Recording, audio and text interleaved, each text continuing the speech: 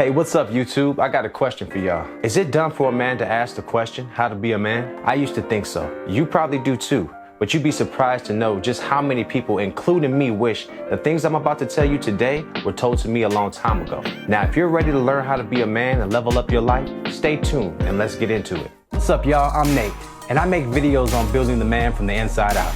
If this sounds like something you're interested in, stay tuned. Remember to like, subscribe, and hit that notification bell to be reminded every time we put a video out. How to be a man. To some of y'all, this might sound like a pretty stupid question, but you'd be surprised to see just how many people really don't know how to answer this. And I was one of them. According to the Census Bureau, 1 out of every 4 kids are fatherless, living without a step or adopted parent at home. An estimated 19.5 million people, and the number is still growing. So here's my question.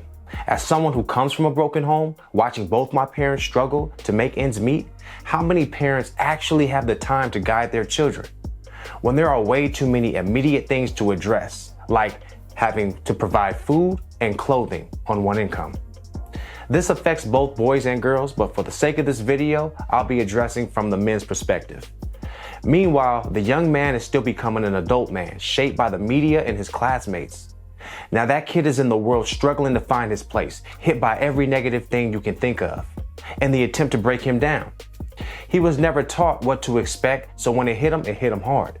So he clings to his friends, the only ones who understand to some extent what he's going through. I'll leave that there. There are some of you who have a similar but different story, and there are some of you who know exactly how this story goes. So there's no need to continue. Listen, time is of the essence, and you need what I'm about to give you like yesterday. So now that I've got your attention, here we go. So now, how to be a man. Doesn't sound so stupid anymore, does it? That's what I said. But how do you start? Step 1, Google it. It's so simple, it's overlooked. But now that you know that you're not the only one who has asked this question, I need you to understand one thing, that there isn't a straight answer. But you're not Googling for a straight answer. You're Googling for perspective. I began my search looking for an answer, and I've came across many blogs, books, podcasts, and YouTubes, realizing I wasn't getting the answer to my question. What I did gain, though, was perspective.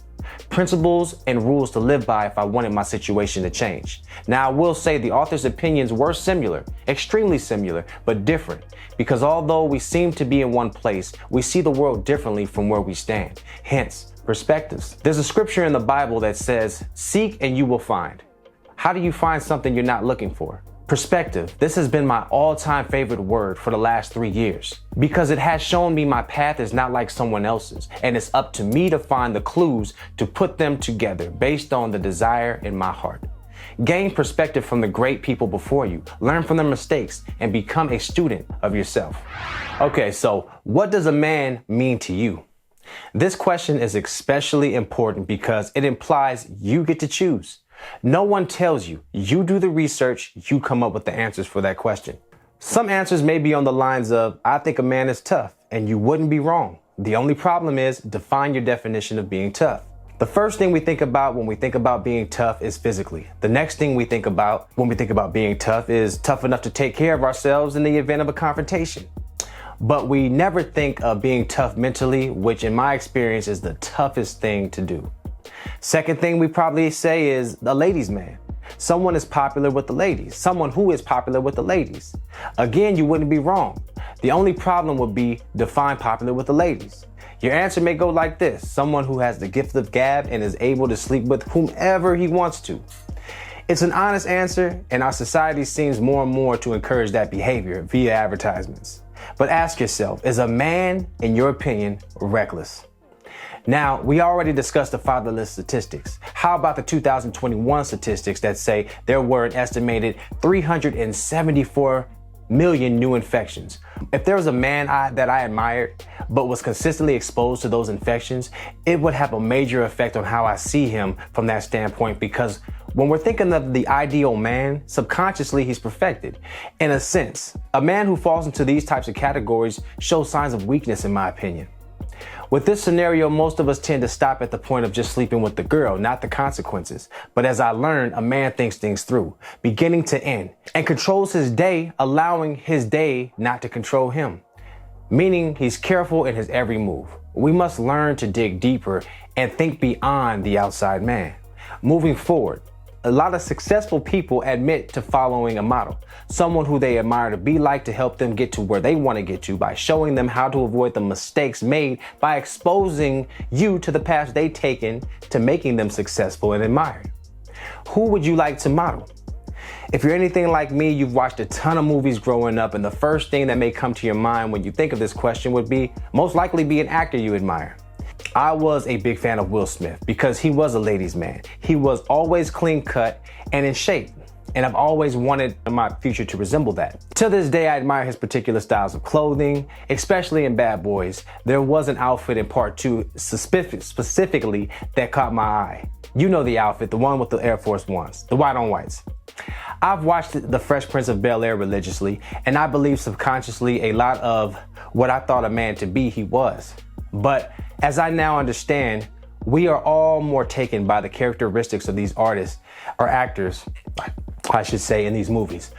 The morals and principles are there, but overshadowed by charisma, which we see creates desirability in a person and what keeps a person's attention. But doesn't imitating characteristics just create a copycat? Of course it does. What most of us fail to see is the hard work and dedication, strong will and faith it takes to make it to a position of that stature. That's what we really admire about a person, and that can only be found inside a person.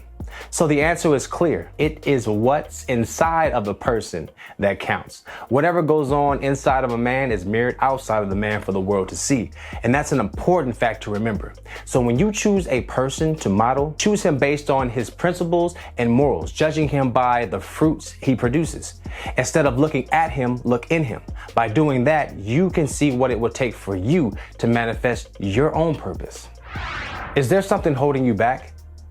You may have heard everything I've said, you're excited about it, and you want to take the next step. But as soon as you get your mind to take that next step, you recall a certain person or persons, incident, or something that stops you in your tracks. I want to give you a real life example so people understand discouragements happen to the best of us. And it shows itself in many forms, through many people, many times throughout our journey.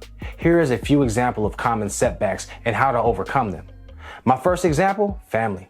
Families can suck. I'm sorry, I love my family and I wouldn't trade them for the world. But when it comes to dreams and aspirations, I never got the support I needed when I needed it the most. They couldn't help but tell me everything I was doing wrong. And for some reason, it was hard for them to tell me anything I was doing right. But I noticed that to be true about a lot of things in life. When it comes to dealing with people, it seems they don't understand negativity encourages negativity. And I realize now this is just a hard truth that I had to accept. Besides, families are the most critical because they think they know you better than you know you. The problem is you believe that to be true. This is when I learned to separate myself and to make my mistakes with as many people watching, as minimal people watching as possible, so that I can learn from my mistakes instead of turning from them. This principle helped me to understand the significance of separating myself and trusting in my own opinions of me. For a lot of us, we expect the ones who are close to us to be the ones to be there for us, and that's not always the case. More power to those who do have that support. That's the way it should be. But for the ones who don't let that discourage you. I'm telling you now so that when that opportunity presents itself, you're prepared for the worst so that it doesn't faze you. When you know what to expect, it doesn't bother you. When you're prepared mentally and ahead of time, preparation is key. That's how you overcome it. You begin to understand it on a deeper level. And maybe it's not that they're hoping you fail. A lot of times their own fears are pushed on us and their thoughts begin to affect our thoughts.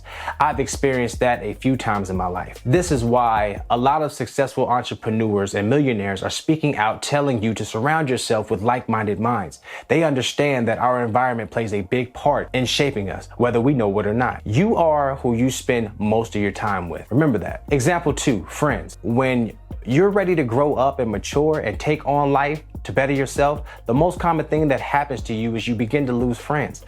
I've learned this the hard way. Everyone's trying to make their name in life, but only a few find that path. And now your happiness is kindling their anger. Jealousy, envy, and hate begins to manifest, and they try to convince you that you're the problem. Accept this truth. Understand this is part of the journey and continue to move forward. The late great Miles Monroe said it best. Life comes to test our authenticity. Let that sink in. Be ready, prepared mentally, physically, spiritually, in the pursuit of your purpose. Number 3, being fake. Here is one thing I struggled with. Is who I am trying to be authentically me? I feel fake. I feel everyone thinks I'm fake. It's not that you're being fake. It's your confidence. You haven't owned the person you're trying to be. Confidence comes from knowledge, awareness, belief, faith. Without these things, you cannot stand, especially when you're tested. Most people dress up the outside to look like something, but then the clothes are ripped off and they're exposed. I'm suggesting working on the inside man that cannot be shaken when properly strengthened. If you really think about it,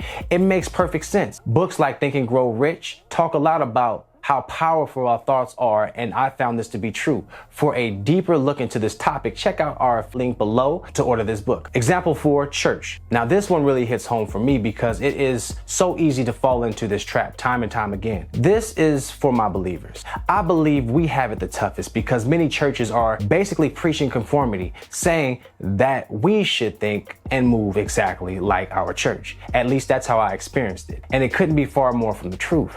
God made us all to be different. We are alike in the sense that we all believe that Jesus died and rose for us. We all come together in harmony, but God uses us in different ways. And that would only be possible if we thought a little different. And different comes from perspective. For instance, we read the same Bible, but receive different revelations. My wife and I are living proof of that, yet we are still in harmony. When I'm stubborn, God gets the message to her. When she's stubborn, God gets the message to me. That's teamwork. Like I've said a million times, seek for yourself. You are responsible for what happens to you. Read the Bible for yourself. It says it right there. You're going to make mistakes. So don't be afraid to make mistakes or make decisions based off of your own revelations. Have your own relationship with God and He will show you how to fellowship the right way. As you probably understand now, becoming a man takes a lot of work. It's something we have to work on for the rest of our lives. As the world changes, we have to find new and better ways to improve ourselves and our situations so that we're always on top of our game. Now, if you have gotten value from this video and want to take steps into bettering your life, becoming a better, stronger, more confident man, you're in the right place. So stay tuned. Check out this next video for immediate action steps you can take towards making that goal a reality. I'm out here in the field giving you guys everything I'm learning in real time. So don't forget, like and subscribe to be notified for future videos. Come on, push the next video. We've got a lot to learn.